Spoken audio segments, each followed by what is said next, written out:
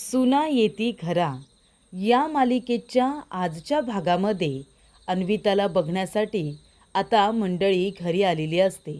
सर्वजण बसलेले असतात. तेवढ्यात छाया सगळ्यांसाठी पाणी घेऊन येते. छाया आल्यानंतर भास्कर आलेल्या पाहुण्यांसमोर छायाची ओळख करून देतो की ही माझी बायको छाया आणि अन्विताची आई. तेव्हा इथे सगळ्यांना छाया नमस्कार करते. तेव्हा मुलाची आई म्हणते की यांचं झालं, पण जिला आम्ही बघायला आलो आहे ती मुलगी कुठे आहे? तेव्हा छाया म्हणते, अन्विता ना, थांबा मी तिला लगेच घेऊन येते. तर अशा रीतीने इथे आता अन्विता बघण्याच्या कार्यक्रमासाठी खूप छान असे तयार झालेले असते आणि साडी वगैरे नेसून सुंदर दिसत असते. तेव्हा तिची आजी म्हणजे माई म्हणतात, अरे वा, किती सुंदर दिसते माझी नात, कुणाचीही दृष्ट लागायला नको. तेव्हा तिच्या आजीला आठवतं, तिच्या आजीची खूप इच्छा असते अन्विताचं आणि राघवचं लग्न व्हावं, म्हणजे दोन कुटुंब एकत्र आले असते आणि दोघांमधला दुरावा संपला असता. पण पद्माला अन्विताच्या लग्नाची घाई लागलेली असते. आजी म्हणत असते की मला असं वाटत होतं की माझ्या नातीच्या सगळं काही मनासारखं व्हावं, पण पद्माला खूप घाई लागली आहे ना. तेव्हा ती म्हणते, हो ना, मला पण तसंच वाटतं. तेव्हा इथे माई म्हणतात, हे बघ बाळा, तुझी आत्तू म्हणते, पद्मा म्हणते म्हणून लग्नाला होकार द्यायची अजिबात काहीच गरज नाही आहे. तुझी इच्छा नसेल तर लग्नाला अजिबात होकार देऊ नको, कळलं का तुला? ती म्हणते, मी पण तेच करणार आहे. आजी म्हणते, सगळं तुझ्या मनासारखं होऊ दे. आणि म्हणते, खंडेराया, माझी इच्छा काय आहे हे तुला माहिती आहे बरं. त्यामुळे हे स्थळ जे काही आले आहे ना, अन्विताचं लग्न काही व्हायला नको, गोष्टी माझ्या मनासारख्याच घडू दे, असं इथे आता माई म्हणत असतात. आणि तेव्हा प्रेक्षकांनो, इथे आता लगेचच धावत पळत छाया येते आणि म्हणते, काय चाललंय तुमच्या दोघींचं, काय बोलणं चाललंय? तिकडे पाहुणे आलेले आहेत, त्यामुळे सगळेजण अन्विताची वाट बघतायत. चल बरं अन्विता, आणि तुम्ही पण काय आई गप्पा मारत बसलाय तिच्याबरोबर? अहो, तिला बाहेर घेऊन यायचं ना. चल अन्विता चल.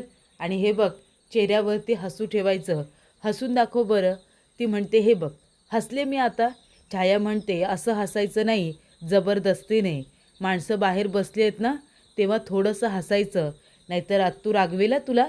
ती म्हणते, बरं निघायचं का आपण, उशीर होतोय ना. त्यानंतर इथे सगळ्यांच्या नाश्त्याची वेळ झालेली असते. सगळ्या गोष्टी बाहेर आणून ठेवलेल्या असतात. तेव्हा मिठाची बरणीसुद्धा तिथे असते. उमा विचारते, वेदा, ही मिठाची बरणी इथे कुणी ठेवली? तेव्हा पिहू म्हणते, आई मी ठेवली, मला वाटलं तुम्हाला लागेल ना, म्हणून मीच आणून ठेवली आहे. तेव्हा तिथे राघव, मामा, श्री सगळेजण येतात, एकमेकांना गुड मॉर्निंग विश करत असतात. तेव्हा राघव श्रीला म्हणतो, श्री गुड मॉर्निंग. तेव्हा श्री म्हणतो, good morning Raghav, good morning मामा, गुड मॉर्निंग पिहू. ती म्हणते, गुड मॉर्निंग. तेव्हा बंटी मामा म्हणतात, काय रे श्री, अरे रूममध्ये जाऊन तू पिहूला इथे गुड मॉर्निंग विश केलंच असशील ना. तेव्हा तो काहीच बोलत नाही, गप्प मान खाली घालतो. त्यानंतर शिवनाथ येतो आणि म्हणतो, झालं का सगळ्यांचं गुड मॉर्निंग? चला आता नाश्त्याला सुरुवात करा, आपापल्या कामाला जायचं आहे. तेव्हा इथे पिहू म्हणते, आप्पा हे घ्या तुमच्या आवडीचं पेरूचं लोणचं. तो म्हणतो, अरे हे काय, परत लोणचं? काल दिवसभर मी लोणचं खात होतो ना. तेव्हा पिहू म्हणते, आप्पा अहो, काल तुम्ही दिवसभर लोणचं खाल्लं, पण अजून बरणी भरून लोणचं आहे ना, कारण आम्ही चौघांनी लोणचं केलं आहे ना, तुम्हाला आवडतं म्हणून. मग तुम्हाला आता रोज खायला हवं, नाहीतर ठेवलं तर ते खराब होऊन जाईल ना. तेव्हा खाऊन ते संपवून टाका, म्हणून आत्तासुद्धा तुम्हाला लोणचं दिलं आहे. तेव्हा इथे सगळेजण तिच्यावरती हसायला लागतात. तेव्हा शिवनाथ काहीच बोलत नाही. शिवनाथ म्हणतोय, गप्प बसा, हसू नका तुम्ही. ठीक आहे बरं, द्या नाश्ता द्या आता. आणि जोरात हसू नका, समोरच्या घरामध्ये मुलगी बघण्याचा कार्यक्रम आहे, तो निवांत व्यवस्थितरित्या पार पडू दे. आपण हसू आपल्या इथे, पण त्या लोकांना वाटेल मुद्दामून आमच्यावरती हसतायत की काय. ते लोक जसं आपल्या बाबतीत करतात तसं आपण त्यांच्या बाबतीत करायचं नाही. त्यामुळे इथे आता शिवनाथ त्यांना सांगतो की अजिबात हसायचं नाही. आणि तेवढ्यातच इथे छाया अन्विताला घेऊन आलेली असते. तेव्हा पद्मा म्हणते, ही बघा, ही आहे आमची मुलगी अन्विता. तेव्हा छाया म्हणते, पड, सगळ्यांच्या पाया पड. अन्विता पाया पडायला जात असते. पद्मा म्हणते, अय, एवढ्यांच्या पाया पडून पडून कंबरडं मोडून जाईल. इथं उभी राहा, एकच सगळ्यांना नमस्कार कर, सगळ्यांपर्यंत पोचल. काय पाहुण्यांनो, बरोबर की नाही? तेव्हा इथे अन्विता सगळ्यांना नमस्कार करते आणि ती आता खाली बसलेली असते. तेव्हा भास्कर म्हणतो, ऐकलं का, मुलाचं नाव काय? तर मुलाचं नाव आहे श्रेयस. श्रेयस, तुम्हाला जे काही प्रश्न विचारायचे असतील आमच्या मुलीला ते तुम्ही विचारू शकता. तेव्हा इथे आता लगेच पद्मा म्हणते, हो हो, आमची मुलगी दिसायला तर देखणी आहेच, तुम्ही बघितलंच असेल, आणि कामालासुद्धा हुशार आहे आणि उत्तम संस्कार आहेत तिच्यावरती. बाकी तुम्हाला विचारायचं आहे ते विचारा. तेव्हा मुलगा म्हणतो, तुमचं शिक्षण काय झालं आहे? ती म्हणते, BComच्या लास्ट इयरला मी आहे. मग तुम्हाला पुढे शिकायला आवडेल का आणि नोकरी करायला आवडेल का? ती म्हणते, हो, मला लग्नानंतरसुद्धा शिकायला आवडेल आणि नोकरीचं म्हणाल तर नोकरीसुद्धा मला करायला आवडेल. आणि जर नवऱ्याचा जॉब असेल किंवा नवऱ्याचा बिझनेस असेल तर त्याच्या बिझनेसमध्ये हातभार लावायला मला नक्कीच आवडेल. तेव्हा इथे सगळेजण म्हणतात, वा वा वा, मुलगी तर खूपच हुशार आहे, नाही का? आम्हाला तर बाबा मुलगी पसंत आहे. असा मुलाचा आता पप्पा म्हणतो की आम्हाला मुलगी पसंत आहे. तेव्हा इथे पद्मा म्हणते, हे तुमचं झालं, मुलाचं काय म्हणणं आहे? तेव्हा मुलगा श्रेयस म्हणतो की हो, मलासुद्धा मुलगी पसंत आहे. त्यानंतर इथे आता लगेच पद्मा म्हणते, आणि मुलगी आमच्या शब्दाच्या बाहेर नाही, आम्ही जे म्हणू त्याला होला हो म्हणणार, आम्हालासुद्धा हे स्थळ पसंत आहे. तेव्हा मुलाची आई म्हणते की तुम्ही सांगितलं, पण आम्हाला ही गोष्ट मुलीच्या तोंडून ऐकायला जास्त आवडेल. तेव्हा इथे लगेचच अन्विता म्हणते की मलासुद्धा. तेवढ्यातच तिला आठवतं की तिची आतू म्हणजे इथे पद्मा तिला म्हणालेली असते की माझ्या बहिणीवरती उमावरती खूप प्रेम होतं, पण जेव्हा तिला प्रेम निवडायची वेळ आली ना, तेव्हा तिने मला नाही निवडलं, त्या शिवनाथला निवडलं. आणि अचानकपणे एक दिवशी त्याचा हात पकडून निघून गेली, त्याच्याशी लग्न करून निघून गेली. पण तू तसं करू नको अन्विता, की माझा माणसांवरचा, प्रेमावरचा आणि नात्यांवरचा विश्वास उडून जाईल. तसं तू करू नको. तेव्हा इथे अन्विता आता पद्माकडे बघते आणि म्हणते, मलासुद्धा हे लग्न मान्य आहे. माझ्या आत्तीने माझ्यासाठी निवडलेलं स्थळ हे माझ्यासाठी योग्यच असेल, मला माहिती आहे. त्याच्यामुळे आत्तू जिथे सांगेल तिथे मी लग्न करायला तयार आहे. माझा लग्नाला होकार आहे. तेव्हा इथे पद्मा म्हणते, अगं माझं ते बाळ, किती चांगला निर्णय घेतलास तू, खूपच उत्तम. तेव्हा भास्कर म्हणतो, अरे वा, लग्नाला होकार दिलाय माझ्या पोरीनं. छाया, आज काहीतरी जेवणामध्ये झणझणीत बेत झाला पाहिजे.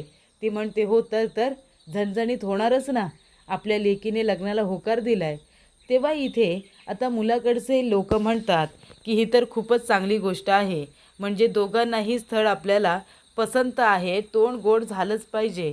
तेव्हा पद्माने इथे आता पेढे आणलेले असतात.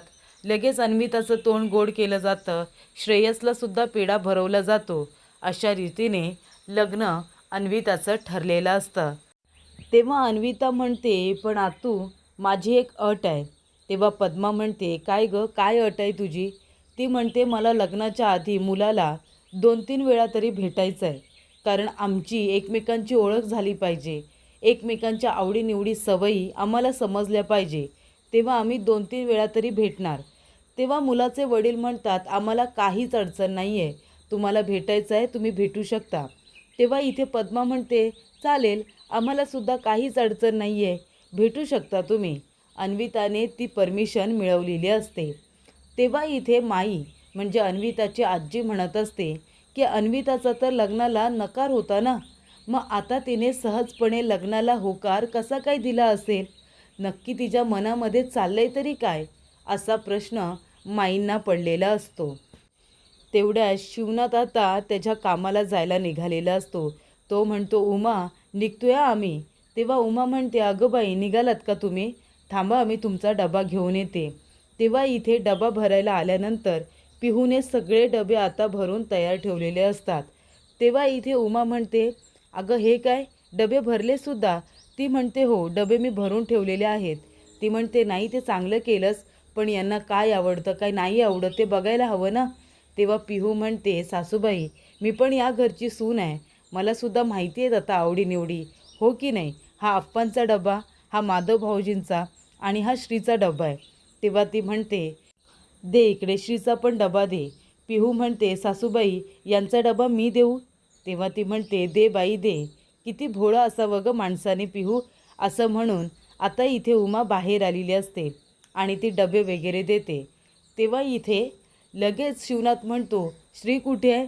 श्री हल्ली खूप उशीर करायला लागले उमा. तेव्हा पिहू म्हणते, नाही नाही, ते तयार आहेत, येतच असतील. तेव्हा तो म्हणतो की लवकरात लवकर श्रीला यायला सांगा, खताची डिलिव्हरी आहे आणि गाडी त्यालाच घेऊन जायचं आहे. तेव्हा पिहू म्हणते, मी लगेच निरोप देते तुमचा आप्पा. आणि त्यानंतर इथे वेदा आपल्या मामाला म्हणत असते, म्हणजे ती विचारत असते, मामा त्या लोकांचं काय बोलणं चालू असेल रे? बोलण्यावरून तर असं वाटतंय लग्न फिक्स झालं वाटतं. बरं झालं, आता थोडे दिवस तरी घरामध्ये शांतता असेल, म्हणजे ते लोक रे भांडणं तरी उकरून काढणार नाही. पण काय रे मामा, या लोकांचं आता असं बोलणं सुरू आहे, पण याच्यामध्ये बिचाऱ्या अन्विताचा होकार असेल ना? तिच्या मनाविरुद्ध तर लग्न होत नसेल ना?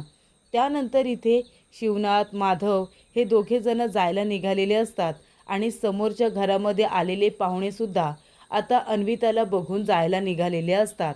तोपर्यंत पद्मा गप्प असते. पण एकदा का ते लोक गाडी घेऊन निघाले तेवढ्यातच इथे पद्मा लगेचच बोलायची सुरुवात करते, अय शिवनाथ, आमच्या घरामध्ये लग्न ठरलं बरं का? तेव्हा शिवनाथ म्हणतो, अरे वा, मग ही चांगली गोष्ट आहे ना, लग्न ठरलं, तुमच्या सगळ्यांचं अभिनंदन. तेव्हा ती म्हणते, आत्ता मी तुला दाखवते लग्न धूमधडाक्यात कसं लावून देतात ते. कळलं का रे तुला? तुमच्या नशिबामध्ये चांगलं लग्न लावण्याची संधी काही आलीच नाही, नाही का? म्हणजे एकानं इथे आता पोरगी पळून नेऊन लग्न केलं, पोरानं त्याच्या पावलावरती पाऊल ठेवलं आणि पोरगी घेऊनच घरी आला, बरोबर ना? तेव्हा इथे उमा म्हणते, ताई ही चांगली गोष्ट आहे की आपल्या अन्विताचं लग्न ठरलं. माझा आतू म्हणून आशीर्वाद आहेच तिच्या पाठीशी. पण कसं आहे ना, आम्हाला दाखवायचं आहे म्हणून लग्न धूमधडाक्यात लावू नको. मुलीची आणि तुमची इच्छा आहे म्हणून ते लग्न धूमधडाक्यात लावा. आणि महत्त्वाची गोष्ट म्हणजे जिचं लग्न इतकं खर्च करून लावणार आहेस ना तू, तिची आवड निवडसुद्धा जरा विचारात घ्या. नाहीतर तिची आवड निवड नसेल आणि तुम्ही धूमधडाक्यामध्ये आम्हाला दाखवायचं म्हणून लावून द्याल आणि त्या मुलीची मर्जी विचारात घेणार नाही, असं काही करू नका. तेव्हा ती म्हणते, तुला ही काळजी करायची गरज नाही आहे, कळलं ना? आणि तसं बी अन्विताने होकार दिल्यावरच हे लग्न ठरलेलं आहे, तिच्या मर्जीने. एका मुलीने या घरातली इज्जत वेशीवरती टांगली म्हणजे सगळ्याच मुली वाईट आहेत असं याचा अर्थ होत नाही. अन्विताला या घराच्या इज्जतीची काळजी आहे, कळलं का? त्यानंतर इथे आता ते लोक आतमध्ये निघून गेलेले असतात. तेव्हा शिवनाथ म्हणतो, उमा, अहो कशाला तुम्ही त्या घरातल्या गोष्टींमध्ये बोलायला जाताय? त्या लोकांना तेवढं काही पडलेलं आहे का? नाही ना? त्या लोकांचा उद्धटपणा काही कमी होणार नाही. उगाच तुम्ही टेन्शन घेऊ नका या लोकांच्या गोष्टींचं. आणि आता शिवनाथ गेलेला असतो आणि तेवढ्यातच जाताना श्रीला लवकर पाठवा असा निरोप दिलेला असतो. तर पुढील भागामध्ये इथे आता माधव वगैरे सगळेजण जमलेले असतात. शिवनाथ म्हणतो की माधव, ह्या तुझ्यासाठी बघितलेल्या मुली आहेत, यातली एक मुलगी तू पसंत कर आणि आपण तिच्याबरोबर तुझं लग्न ठरवूया. तेव्हा माधवला खूपच जास्त टेन्शन येतं, कारण माधवला तर आवडते ती मुलगी म्हणजे मधुरा आणि ती त्यांच्यामध्ये नसते. आणि तेव्हा प्रेक्षकांनो, शिवनाथने अचानकपणे त्या मुलींना बोलावल्यामुळे माधवला तर पूर्णपणे टेन्शनच आलेलं असतं. तो त्यांच्याकडे आणि श्रीकडे बघतच राहतो. तर इथे राघव आणि त्याचबरोबर अन्विता दोघांचा पुन्हा एकमेकांसमोर आमनासामना होतो. ते भांडायला लागतात. तेव्हा मंदा मावशी म्हणते, तुम्ही खरं तर एकमेकांबरोबर आहे ना लग्न केलं पाहिजे. अजूनही तुम्ही एकमेकांचा विचार करू शकता, वेळ निघून गेलेली नाही आहे, कळलं ना? उडवून देऊ आपण इथेच बार. याच आपण आता मध्ये रस्त्यामध्ये आपण मांडव घालू आणि इथेच दोघांच्या लग्नाचा बार उडवून देऊ. करा तुम्ही दोघंजण विचार करा. तेव्हा राघव म्हणतो, कोण ही? तेव्हा लगेच पिहू इथे अन्विता म्हणते, कोण हा? तेव्हा मंदा मावशी म्हणते, तुमचं काय चाललं रे, ही हा ही हा? अरे बाबांनो, तुम्ही दोघेजण जर लग्न केलं तर तुमच्या दोघांचा जोडा चांगला दिसेल आणि त्याचबरोबर इथे आता दोन घरं एकत्रसुद्धा येतील. तुमचा जोडा हा मला असं वाटतं की देवानेच बनवलेला आहे. कशाला नाही म्हणताय? द्या बरं होकार लग्नाला. तेव्हा इथे मंदा मावशी त्या दोघांचं लग्न आता जुळवण्याचा प्रयत्न करत असते. पण ते दोघेजण आता एकमेकांबरोबर भांडण्यातच वेळ घालवत असतात.